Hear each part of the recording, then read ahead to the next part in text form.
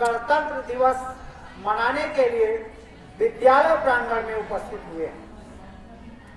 बच्चों, हमारा देश 15 अगस्त 1947 को आजाद हो गया, लेकिन चूंकि हमारे पास संविधान नहीं था, हमारे पास नियम कानून नहीं थे, तो इसके बारे में अंग्रेजों ने कई बार जो है ये उलाहना दिया था कि हम आजादी तो दे देंगे, लेकिन कैसे देश को चलाओगे?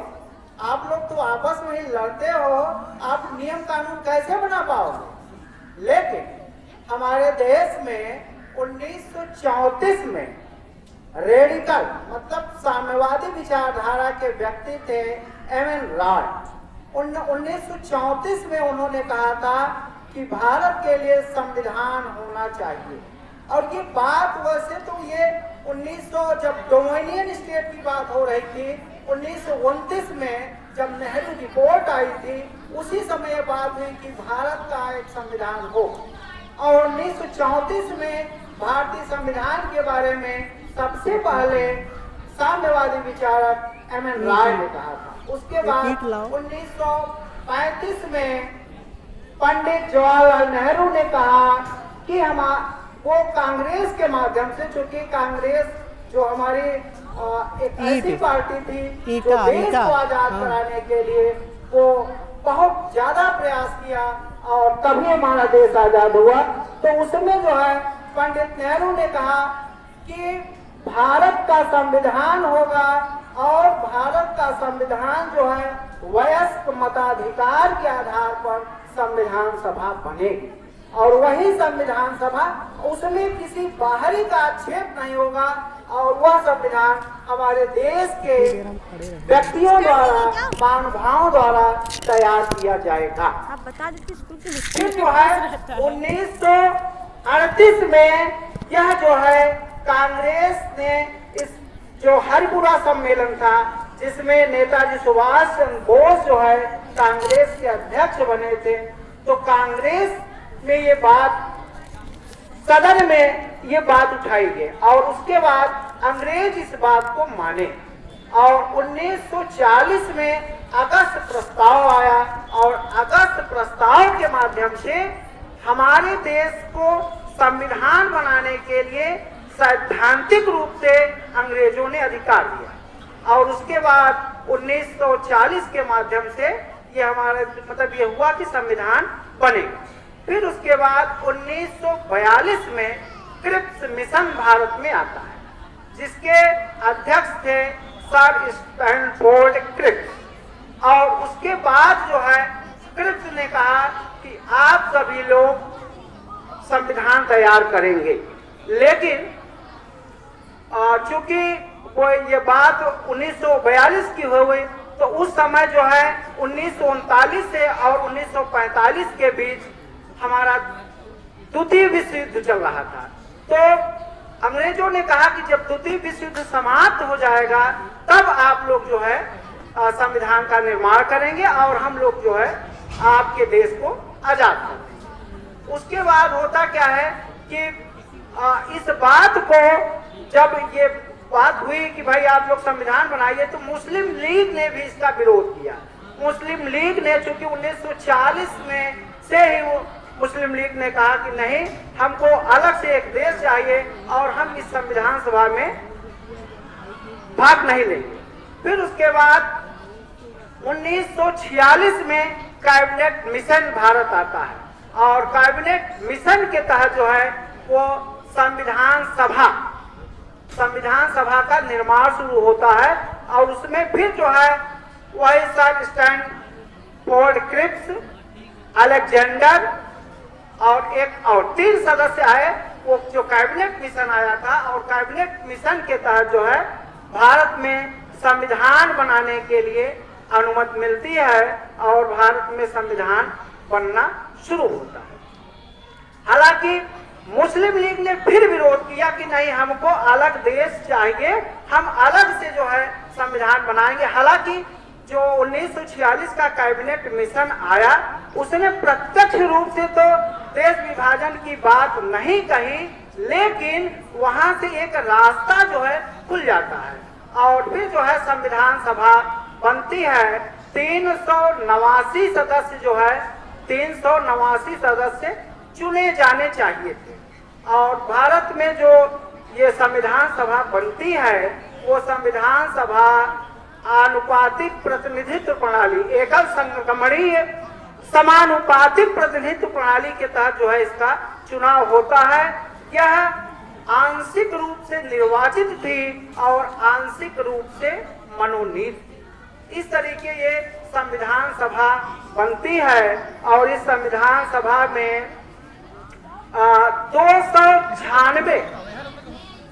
296 जो मेंबर थे वो ब्रिटिश जो हमारा भारतीय क्षेत्र था उससे बनने थे।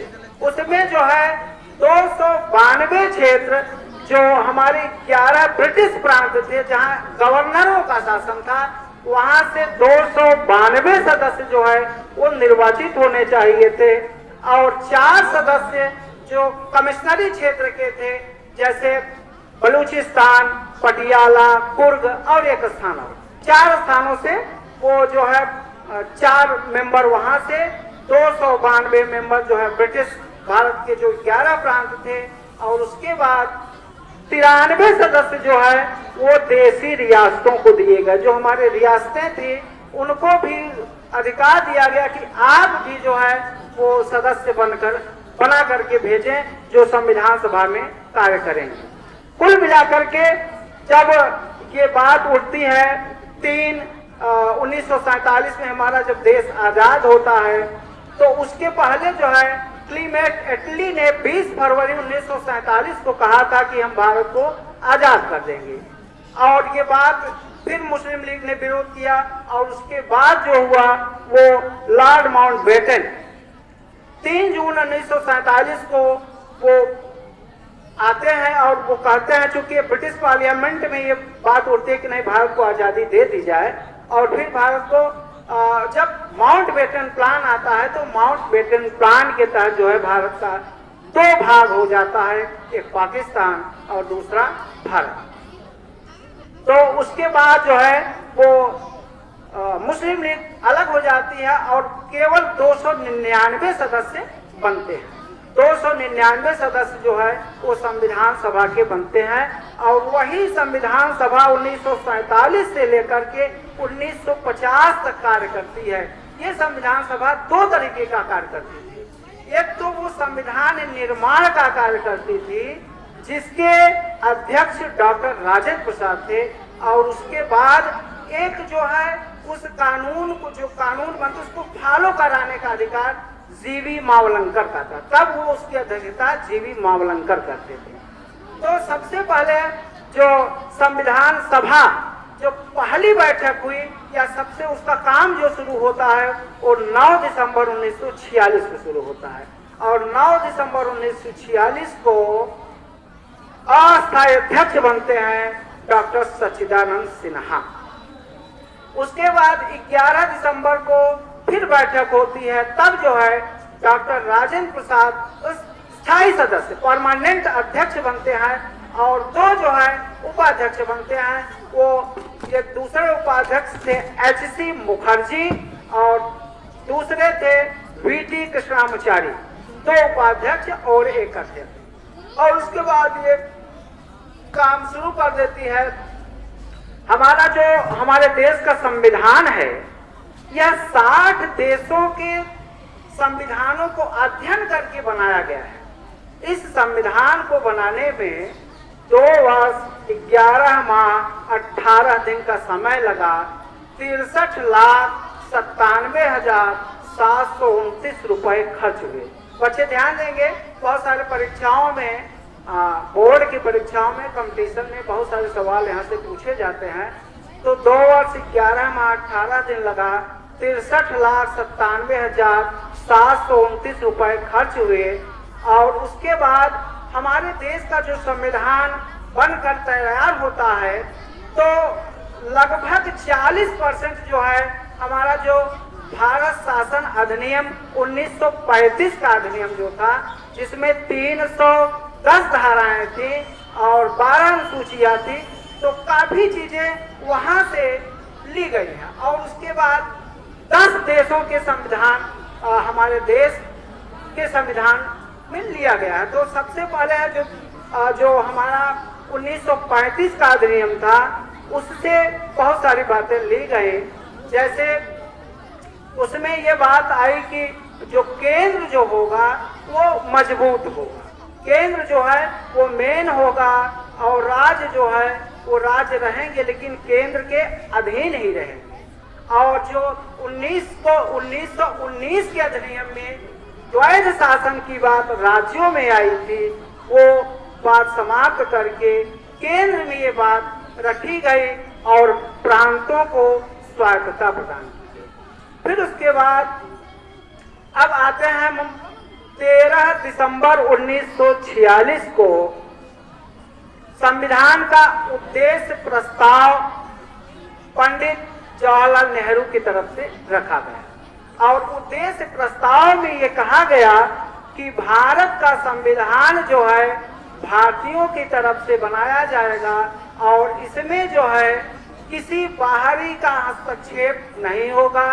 भारत स्वतंत्र और संप्रभु राष्ट्र होगा, वह किसी की बात बिल्कुल नहीं मानेगा। और जो भी ब्रिटिश रियासतें हैं, जो ब्रिटिश भारत है या जो ब्रिटिश प्रांत है, अथवा जो देसी रियासतें हैं या जो अन्य लोग हैं, जैसे उस बात को हम लिया जाए तो जैसे सिक्किम है, सिक्किम भारत का हिस्सा नहीं था, वो सहचारी राज्य था और 1976 में भारत में पूर्ण रूप से मिलाया गया। इस तरीके भारत का संविधान जो है वो बनता है।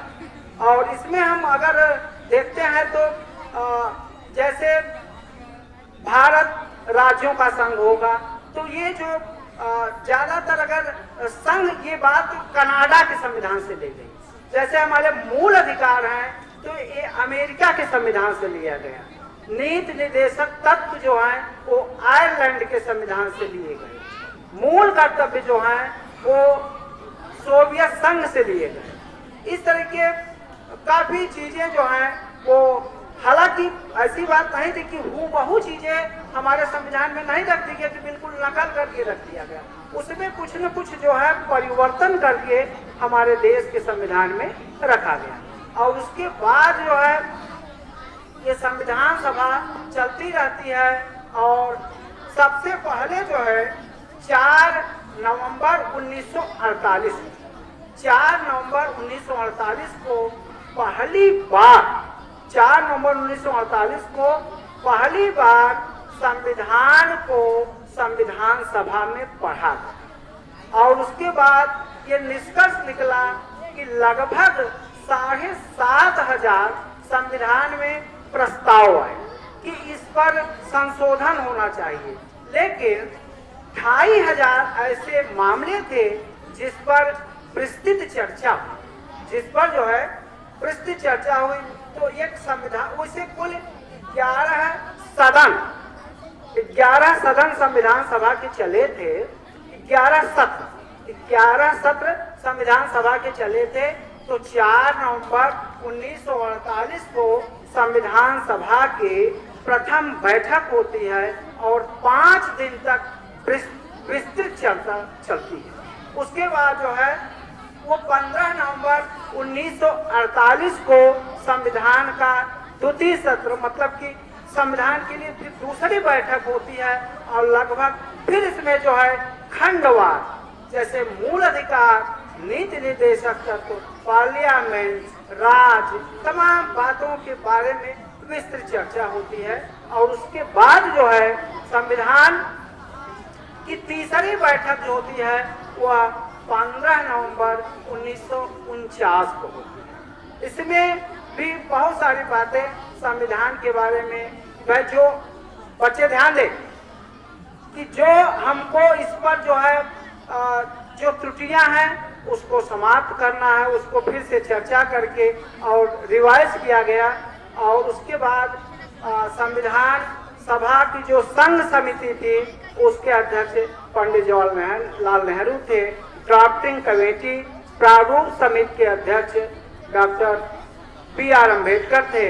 और चूंकि डॉक्टर बी आर अम्बेडकर के निर्देशन में काफी उनकी महती भूमिका थी, इसीलिए उन्हें एम लक्ष्मीकांत की पुस्तक आप लोग देखिएगा, उसमें उन्हें भारत का आधुनिक मनु कहा गया है। उन्हें भारत का आधुनिक मनु कहा गया। उसी तमाम कंपटीशन में ये सवाल पूछा जाता है कि भारत का आधुनिक मनु किसे कहा गया है। तो इस तरीके मैंने आप लोगों के सम्मुख संविधान सभा के बारे में काफी चीजें बताई हैं। इन्हीं बातों के साथ वाणी को विराम देता हूँ। जय हिंद, जय भारत। एक बार जोर तालियां हो सबके लिए।